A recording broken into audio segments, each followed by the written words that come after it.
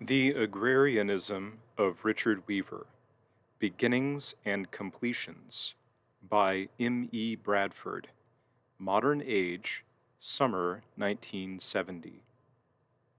Though his worth and stature were early established among them, while yet living, Richard M. Weaver was something of a puzzle for his friends within the American conservative establishment, and despite some valuable considerations of his work occasioned by his death in 1963 and the posthumous publication of compositions left upon his desk with that untimely event, the original confusion persists, perhaps even deepens.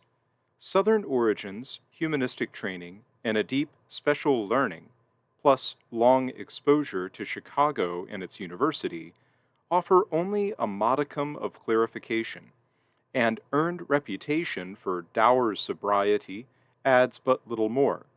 Only in the strictest sort of intellectual history are there appropriate instruments for the necessary explanation and remedy, such as here undertaken. Weaver himself, in the autobiographical Up from Liberalism, pointed the way for the work at hand. There he specified how his life had turned upon his first acquaintance with the Agrarians of I'll Take My Stand, with his reading of their books and papers and his experience of their tutelage. These facts are well known to Weaver's admirers. The facts, but not their significance. I suspect the process of their reception goes something like this. In Nashville, Weaver accepted being Southern. Baton Rouge finished the job. That was predictable. There was nothing particularly intellectual about the change. Even after persuasion to the contrary, they all come to it, or else go mad.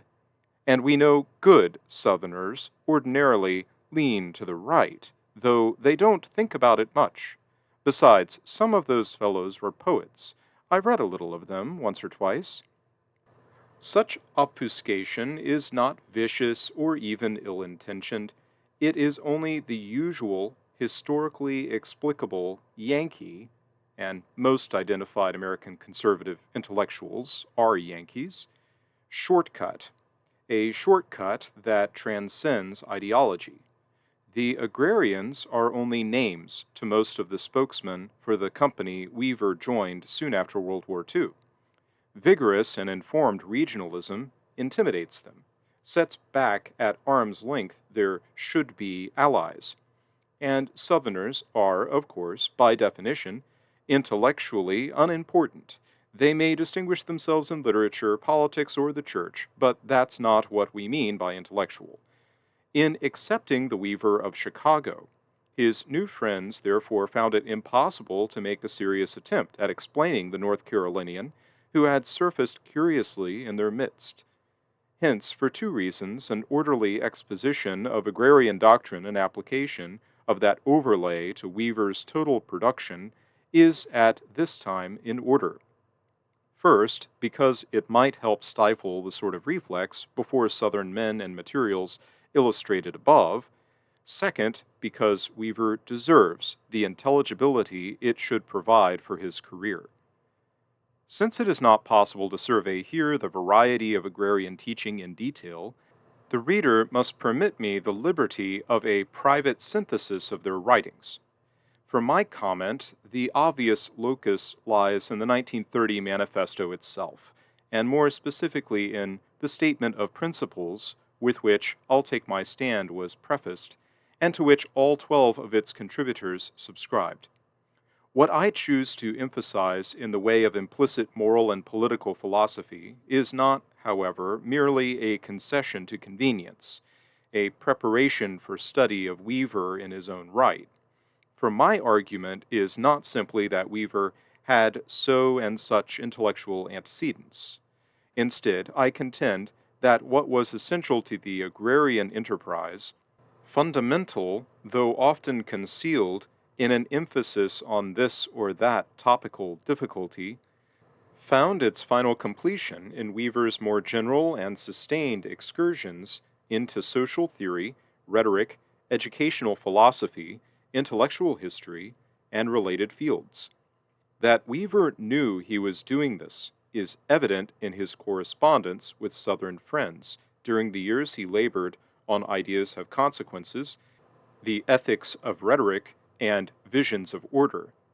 Evident there and in his decision to return upon historic and often Southern subjects once that work of theory was done, but more of this hereafter. To begin, because they were Southern and hence rather more European by inheritance than American intellectuals from North or West, the political vision of the agrarians conformed not at all to the familiar native political categories. In a word, they were neither liberty men nor equality men. Yet neither were they rank Tories. Their measure of any polity was its human, and not its legal or economic, product. As a body, they were doubtful about progress, and even doubtful that the appearance of the progressive, post-bellum United States on the stage of history was in the long run to be of certain benefit to Western man. And though respectful of human dignity, they were submissive before the frame of creation in a way that would seem to most Americans not of their regional patrimony, both radical and surprising. Reason, therefore, was not their strange god. However, they were eminently reasonable and made few prescriptive appeals to custom or usage alone. Industrialism and applied science were the immediate villains in the agrarian analysis of Southern difficulties after the crash of '29. In this season of ecology and runaway conservation, it is more or less difficult to write off agrarian alarm concerning such aggression against nature, at least more difficult than at any other time in the last 4 decades.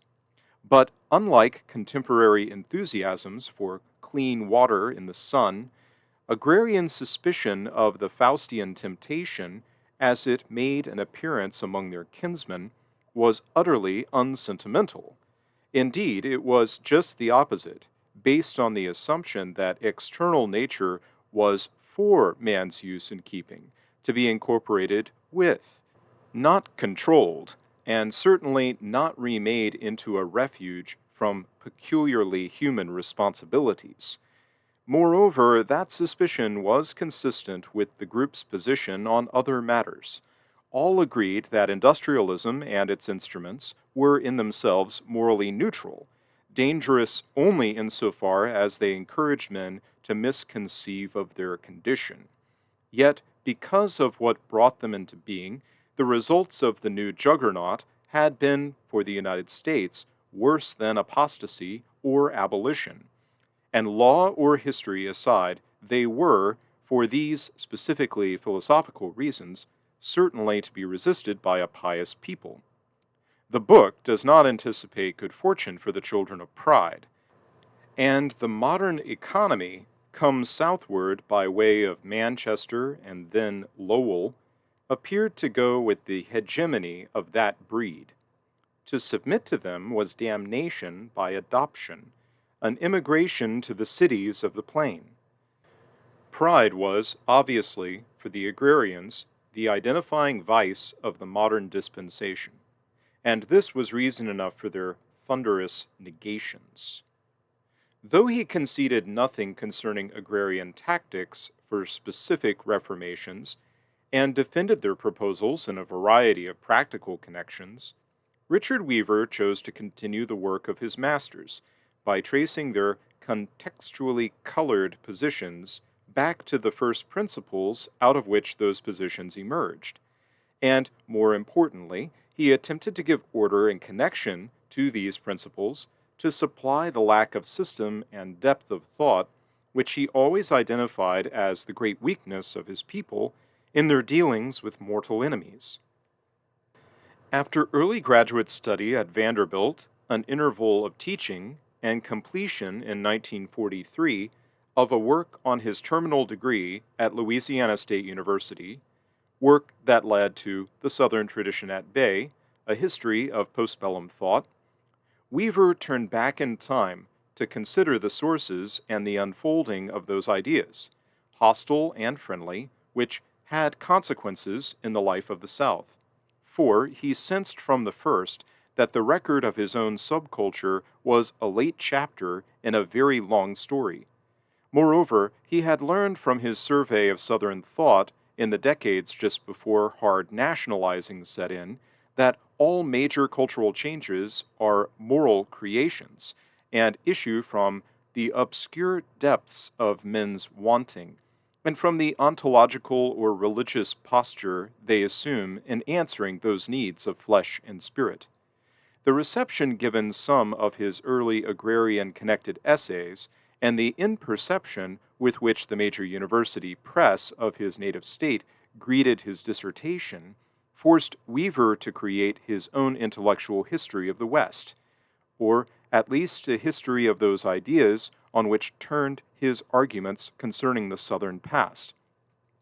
John Crow Ransom's God Without Thunder, the most important of agrarian documents for Weaver, had anticipated ideas have consequences, as had a few other pieces by members of the group. But it is true that his first book publication got Weaver going. In addition, it did what Ransom's astonishingly prophetic and previous exposure of utopian ideology failed to accomplish: divested the agrarian calculus of its diverting, topically, and merely regional connotations.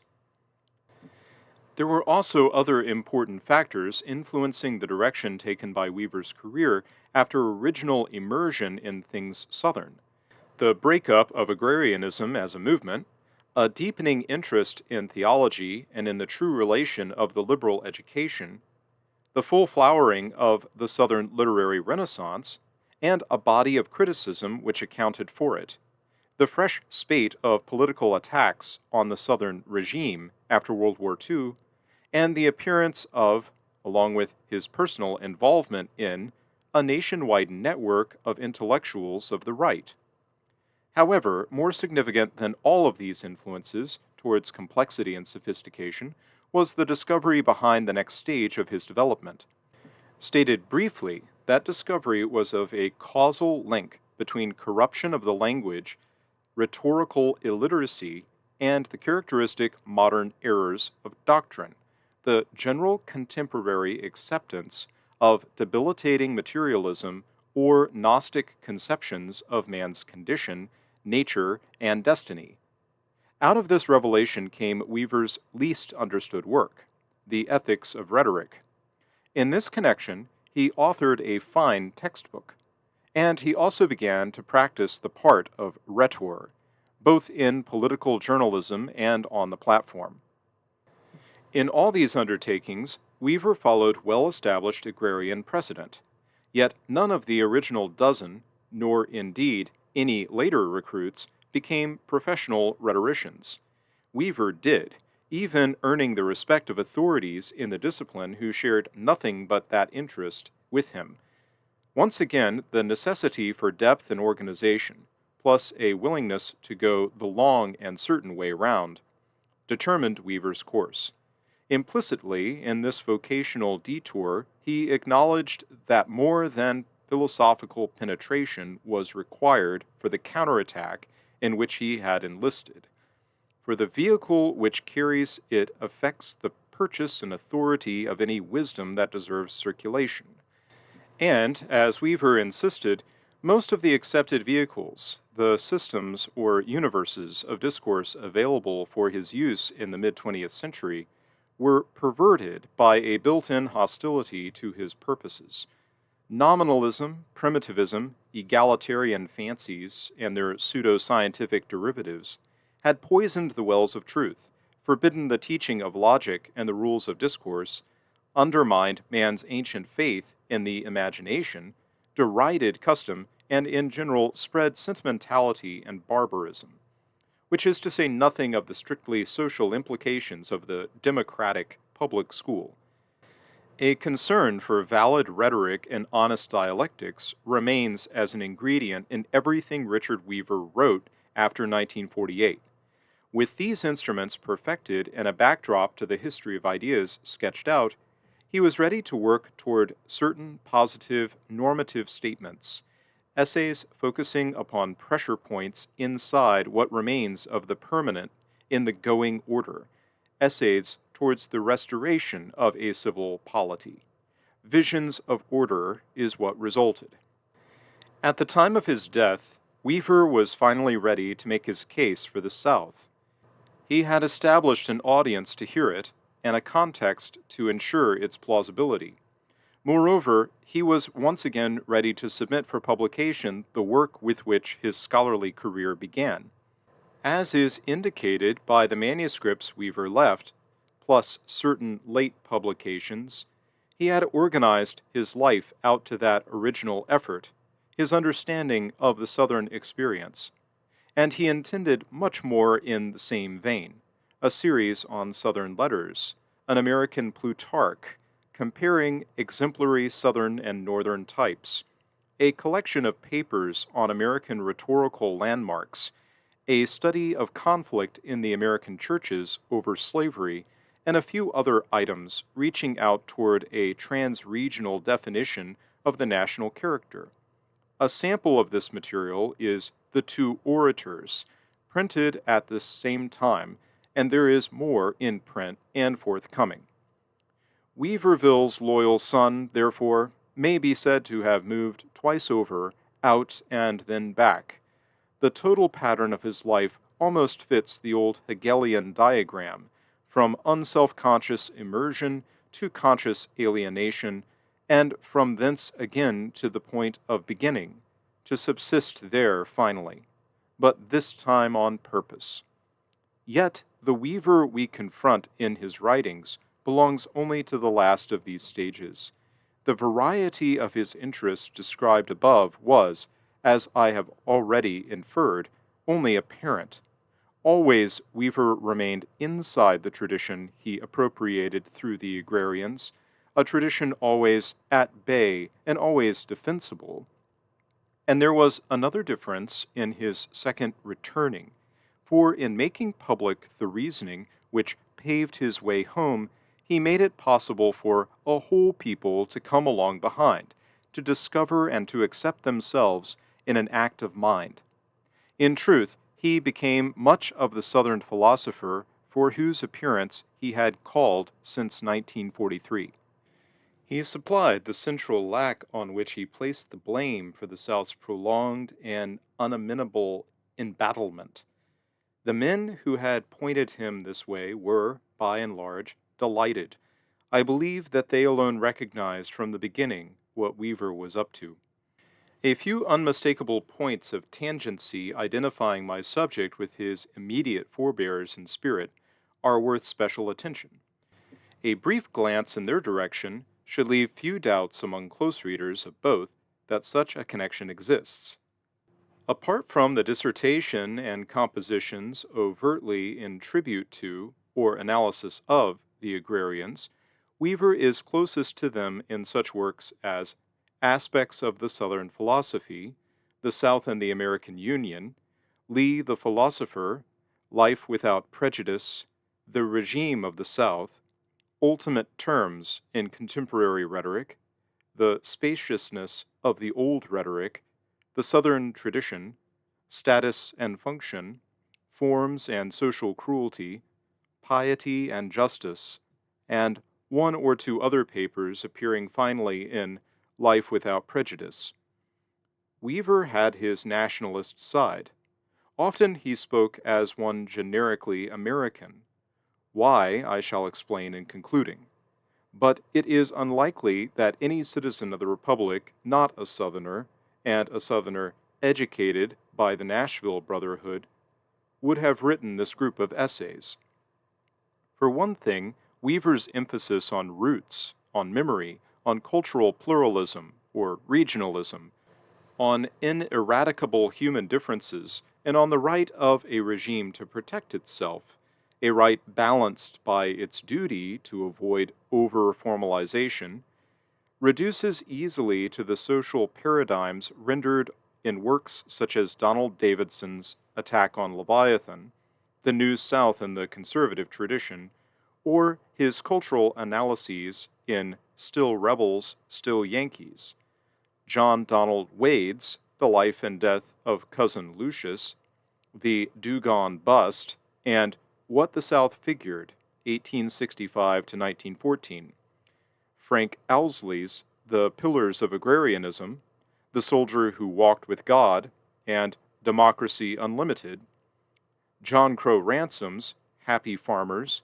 Reconstructed but Unregenerate, and What Does the South Want?, Andrew Lytle's comments on Calhoun of Carolina, John Taylor of Virginia, Lee, and Nathan Bedford Forrest, Robert Penn Warren's portrait of John Brown, and Alan Tate's biographies of Jeff Davis and Stonewall Jackson, to say nothing of another 100 kindred affirmations, or of the oblique evidence from poetry and fiction issuing from agrarian inspiration. Even after selection, this is an unmanageable mass of documentation. There is, however, one common denominator uniting everything contained in both lists. For every item in them articulates a horror of atomistic man, and therefore of the arrangements, economic, political, pedagogical, and aesthetic, that tend to produce him. Weaver spoke of the phenomenon as depersonalization. Its domestic face is statism, a passion for union. In the international framework, it appears as ideological imperialism, an armed doctrine on the march. In art, Mr. Tate has appropriately named it angelism. In commerce, it is any system which defines the species in terms of goods and services. And in the schools, its aim is life adjustment. The thrust behind all these phantasms seeking form is a fusion of those old enemies of God's wheel, perfectionism and its twin, the envious and cowardly dream of uniformity, the impulse to fix everything and thus pretend to create it, to cover with uniforms and affix numbers. Of course, I return again to the yardstick with which I began this essay: pride. Southerners, like Weaver and his predecessors, attempt to keep clear of this first error by seconding God's motion, by approving the variety inside of being that the theologians call plenitude. They doubt that the given world requires repairing. The Turkish qualities of Turkey, the flatness of plains, and the vaulting upreach of mountain call forth from them no restless ingenuity. Their uneasiness about homogenizing schools is notorious. The poetics operative in their just concluding half-century of literary flowering has been well called submissive, and they can wait for heaven. Why Weaver claimed his homeland was the last non-materialistic civilization in the Western world should by now be clear. Modernity to him meant at bottom institutionalizing most of the 7 deadly sins, and each of those follies in its turn presupposes a denial of the finiteness of finitude, of contingency, to use a favorite agrarian word. It has never been difficult to prove that the South was slow in getting modern. In his life, it remained, though declining, as a facet of the nation's conscience, or, if you like, of its sanity. Hence, Weaver addressed much of his Southern, yet more than Southern because well examined, argument to the nation at large. As he sometimes remarked, the South was never more loyally American than when it was being most Southern, even in secession. These were agrarian assumptions. And where the present South did not suit well their admonitory ends, Weaver and the Agrarians were quick to use even its decline for instruction. Which brings me to my last point. Richard Weaver never lost interest in defending what survived of the historic Southern order. His political journalism, plus certain of his papers and opinion, document this devotion. Indeed, it was so strong as to move Weaver into a dangerous public support of the South's position in racial matters.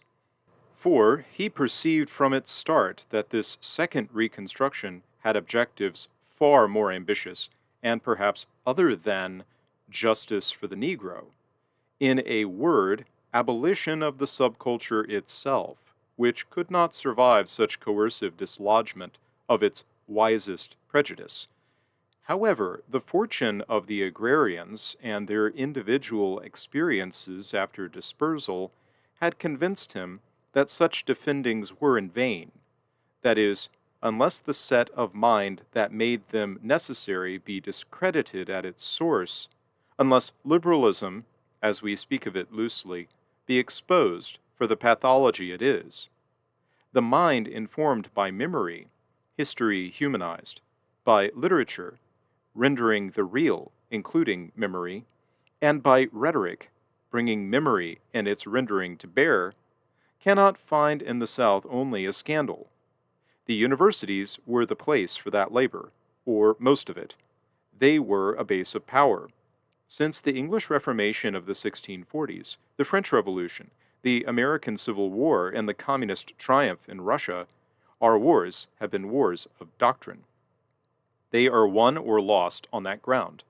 And what is needed for them is an aristoi, a new version of the old idea called gentlemen, a body of informed men and women within the academy, personally loyal to one another, courageous and indefatigable. Pelham needed only a few to man his guns, only the high ground, and turn back hosts. Only a few, because they knew their business and could trust each other.